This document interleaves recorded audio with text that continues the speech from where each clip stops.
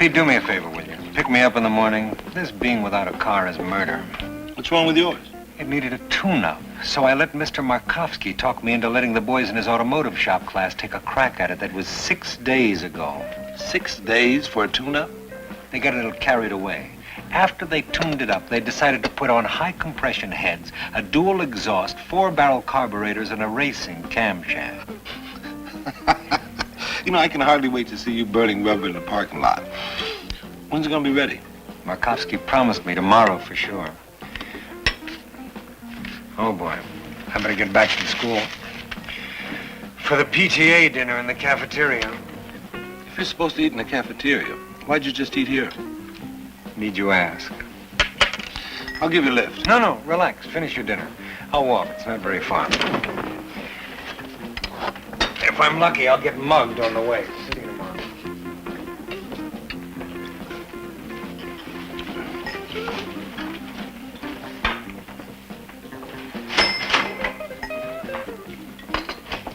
Pretend you know me. Please, somebody's following me. Who, hired killers or enemy agents?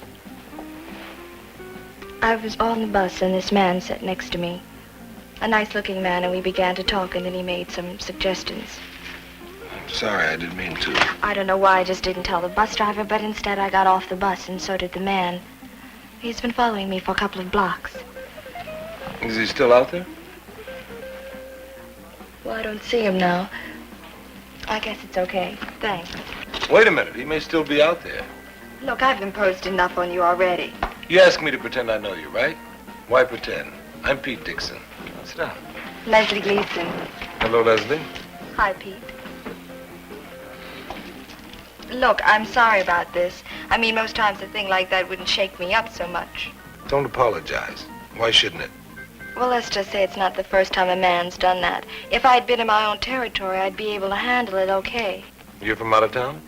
I'm staying with relatives until I find a job. Your relatives? Are they expecting you for dinner? Not really. Why? I'll drive you home after you have something to eat here. Really, Pete, I don't... Any argument, and I'll send you right back out there.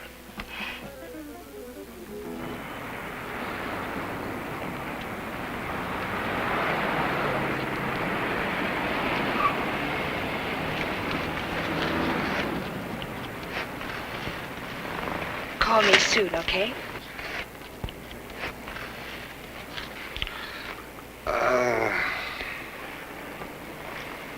I don't think I'd better.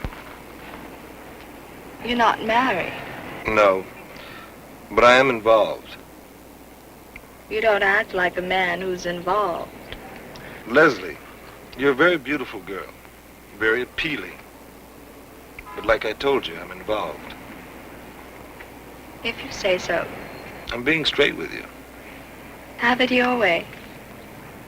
I had a lovely time.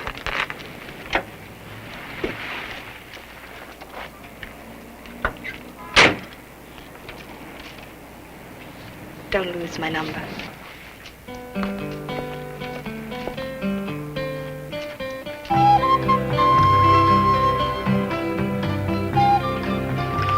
Oh, good morning. How was the ballet last night? It's pretty. Funny how you always have something to do when the ballet's in town. Did you get all your papers graded? Not quite. I was planning to take you to dinner at Emilio's. I'll tell you all about it later. Now, what did you do that calls for Emilio's on a Tuesday night? I mean, it can't be anything good, right? What happened?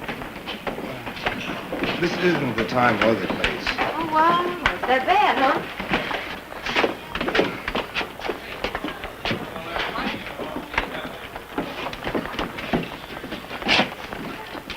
What are you looking at? I'll tell you at dinner. This is going to be a long dinner. Looking for somebody?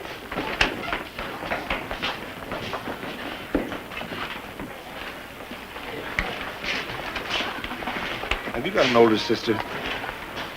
So that was you last night. That was me, all right. Set me up for that, didn't you? Well, let's just say I planned it that way.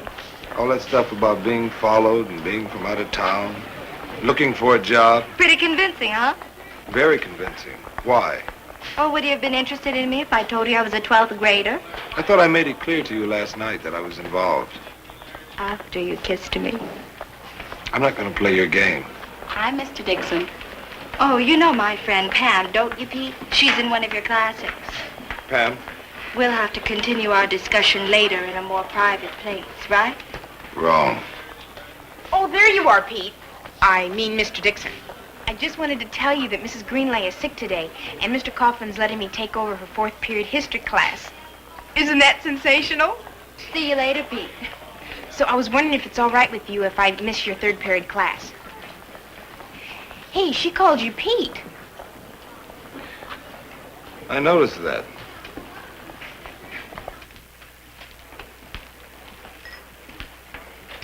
Do you offer your counseling services to teachers as well as students? You have a real knack for giving me a nervous stomach lately. Does this have to do with what happened last night? And also what happened today. Today? Well, let's start with last night and work up to it. I had dinner last night with Mr. Kaufman at Bob's Broiler. Oh, I admit, a little jealous, but not distraught. Kaufman had to leave. That's when this girl showed up. What girl? Just this girl, sitting in the booth with me. You mean you just looked up and there was this girl sitting in your booth next to you? She asked me to pretend I knew her. She said she was being followed by somebody who was on the bus with her. She came into Bob's Broiler for help. I was it.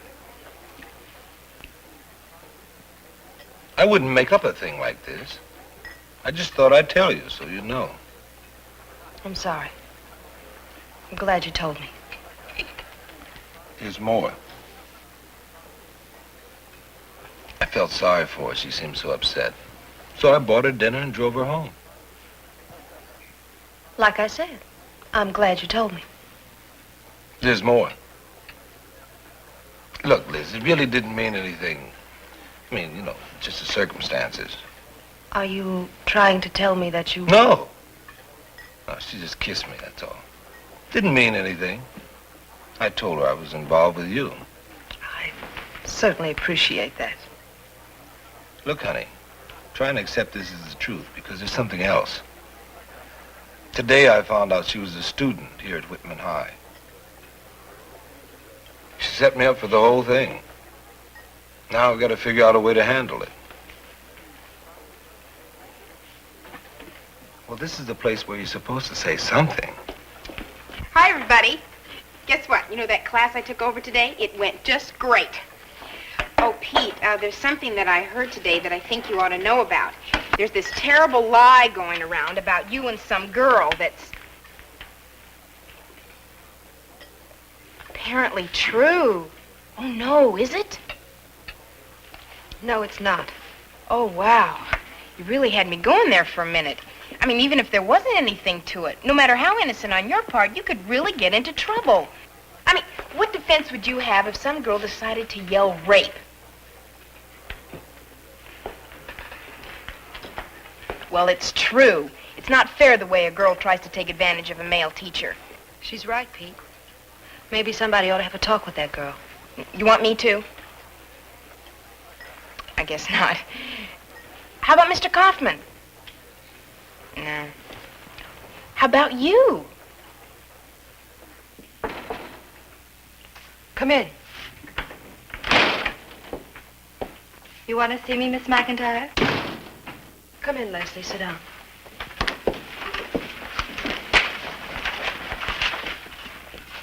I assume you know why I called you in. You assume right. This is for your own good. I want you to understand it. Oh, sure.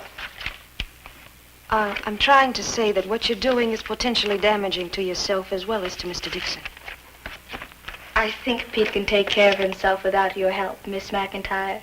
And I know I can. Look, I can understand your being infatuated with Mr. Dixon. He's a very attractive man. Ain't that the truth? But believe me, you'll get over it. Become interested in boys closer to your own age. I'm not interested in boys, Miss McIntyre. Not that it's any of your business, but I was engaged to a man much older than Pete.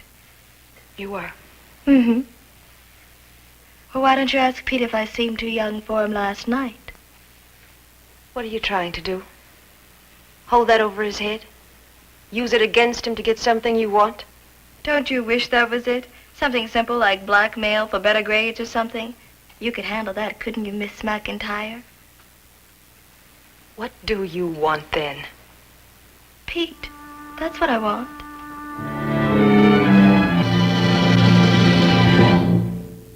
I really blew it. I broke the cardinal rule of student counseling and let myself get emotionally involved. I'm sorry. Oh, that's okay. Don't worry about it. She put me right on the defensive from the minute she walked into my office. Leslie Gleason may only be 17 years old, but she's got the mind of a 28-year-old. And the body, too. She's not going to give up so easy, Pete. Hold on to your hat, but she plans to marry you. Well, I've got news for her. If I get married, the girl isn't going to be 17. Oh, I don't know. You might enjoy it. You could go to Disneyland on your honeymoon.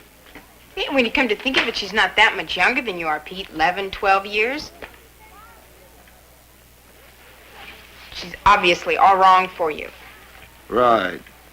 Maybe you ought to talk to her. No. I'll just cool it. She may make trouble for you if she doesn't get what she wants. I'll take that chance. Secretary of State Seward bought Alaska from Russia for less than 2 cents an acre. The American people thought we'd pulled off a shrewd deal. Richie? That was wrong. They thought Seward was stupid from buying a lot of useless land. They really put him down. I wasn't aware Alaska was so funny. We weren't laughing at that. What were you laughing at then? Would you like to tell us about it? No. Read chapter 27. We may have a quiz tomorrow.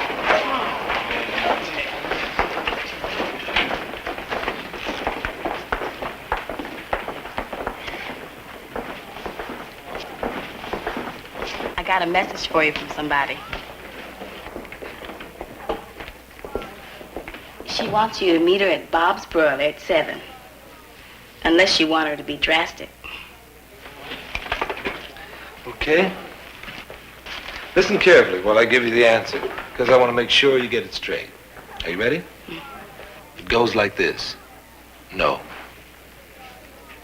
That's it? That's it. She's not gonna like that answer. I didn't like that question. I really do admire you. So much. So much. I really do. Thank you. These go in the dropouts. Why? Do I admire you? So much. Because of the way you're handling this whole thing. Well, if you want to know the truth, I'm not handling it so well at all. I mean, think about it. What if Leslie decided to spin a little story for Mr. Kaufman? What would happen to Pete? That's right. Oh, even if she told it straight, it would sound bad. And if she wanted to give it a little color, Pete could get life. Well, he did buy her dinner, and he did drive her home, and he did kiss her. She kissed him. Well, when there are four lips together, who's to say which ones are doing the kissing? Oh, I mean, you know and I know, but will Mr. Kaufman know? Oh, I'm sorry. I promise I'm not going to talk about it again. I promise.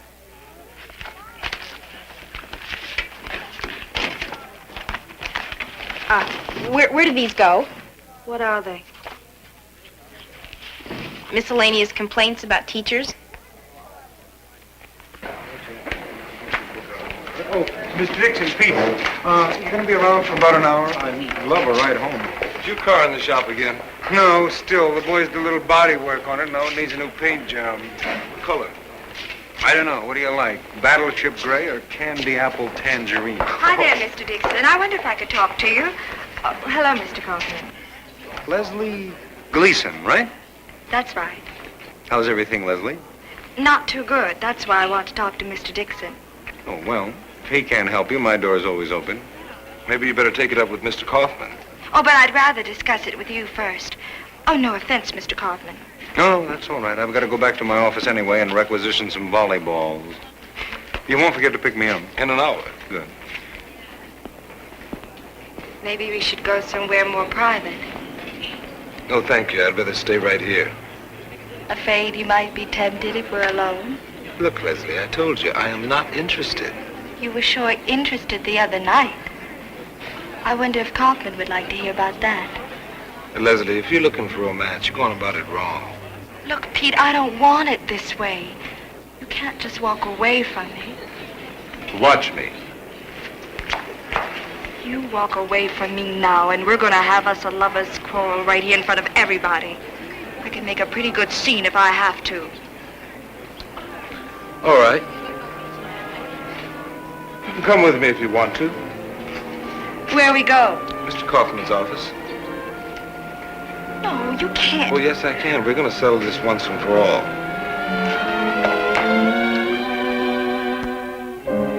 Mr. Dixon, I'd like to speak to Leslie alone. Would you leave us for a few minutes, please? No, then. Would you leave that door open, please?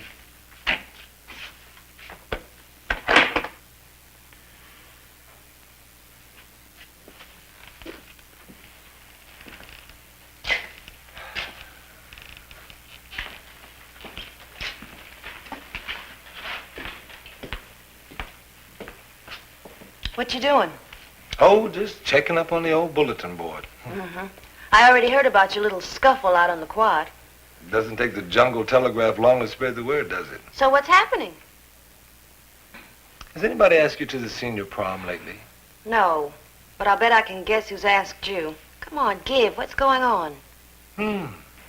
Blood contributions are down 10% this year. They're going to be up 10% if you don't answer my questions.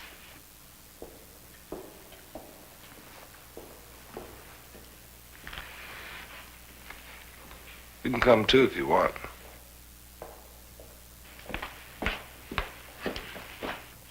So I said, what if I told you that you could get Mr. Dixon fired if he allowed himself to become involved with you? She said, not if we don't do anything in school, he couldn't. You know she's right, don't you? What you do on your own time is your business. Unless it's a morals offense. Thanks a lot. Well, what about her parents? Maybe we should call them in. Oh, I tried that, too. Do you know what she said? Oh, fine, call them in. I'm sure they wouldn't mind. I wanted to ask her, is there anybody she particularly feared that I could call in? Leslie Gleason is a very shrewd young lady. Diabolical is more like it. Oh, come on. She's no Mata Hari. She's 17 years old. Where? Somewhere. Pete, take my advice. Keep as far away from her as you can. Fortunately, she's not in any of your classes, but don't ever let her get you alone. Does she have your phone number? I hope not. Good. Well, just in case, get it changed. And unlisted. Get an unlisted address, too, if you can. If it wasn't so late in the school year, I'd get her transferred to another school, but that's liable to cause more problems than it solves. I want you to have her transferred. But I just told you. Not to another school. Into my history class. Why? You took the word right out of my mouth. Why? It's time Leslie found out she was 17. How did you do it? How'd you get in his class? Go figure it, child. One day he makes like he wants to shake me, and the next day, here I am. I know I didn't arrange it, so you know who did. Good morning. Well, all I can say is don't fight it, honey. Did you hear about him and Leslie? What about him? Hope you'll enjoy being in our class, Leslie. Oh, I know I will. It ain't my business. Take a seat, Bernie.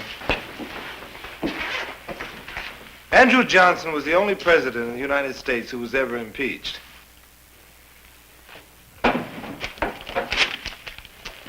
You take notes in here. Oh, I never take notes. I usually manage to get by without them. Not in here, you don't. Richie. Johnson wasn't really impeached. They tried to impeach him, but it didn't work. Helen. He was impeached. Impeachment means being charged with doing something wrong, whether you're found guilty or not. Is that right, Mr. Dixon? That's right. But why was Andrew Johnson impeached? Leslie, What? why was Andrew Johnson impeached? Because he was a bad president. That's the obvious answer, but not necessarily the right one. Al. The radicals in Congress were bugged because they wanted to punish the Southern leaders after the Civil War. About Johnson's impeachment. 36 votes. What does that mean? Helen. 2/3 of the Senate, the amount of votes needed to convict Andrew Johnson. 36 votes and what else? Bernie. And he was convicted. We all know that, but what's at stake here? The presidency? Right. 36 votes, and the President of the United States is thrown out of office for the first time in history. 19 votes and he's still in. One man's vote can throw it either way. So somebody's under a lot of pressure. Isn't that right, Leslie? Oh, if you say so, Mr. Dixon. Well, what do you say? I don't know. I have to think about it. Okay. Johnson's impeachment. One man's vote either way and he's out or he's in. So who's the pressure on? Think about it, Leslie. We'll wait. The man who had to make the deciding vote? Right. One man whom nobody had ever heard of before suddenly has the power in his hands to make history. That's pressure. Very good, Leslie. Class dismissed. See you later.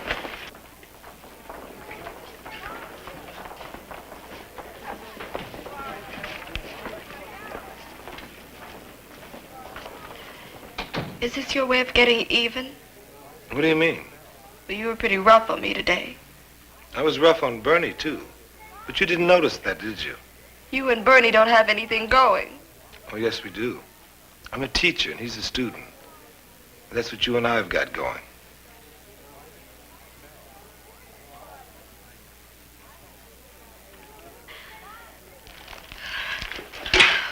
Okay, I got your message. Like you said the other day, it takes two. And I don't want to be in your class anymore. You can stay. There's no reason for you not to. I know. That's why I want to go. Bye for now, Mr. Dixon.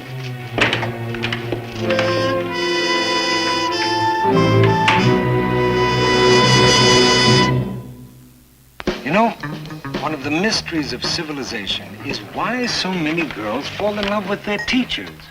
I mean, when you think about it, the picture of a teacher as an ideal romantic figure is pretty ridiculous, isn't it? He's got an unexciting job, a pitiful salary, very limited prospects for the future. Now, why would a swinger like Leslie Gleason fall for a man like that? In case you hadn't noticed, he's absolutely gorgeous. Oh. Oh, incidentally, thank you for backing me up as far as Leslie was concerned. Well, I usually go along with the teacher, unless the evidence to the contrary is pretty conclusive. Like what? Well, like a case I handled a few years ago. Now, that girl had pretty strong proof. Oh, what was it? A boy, 7 pounds, 3 ounces.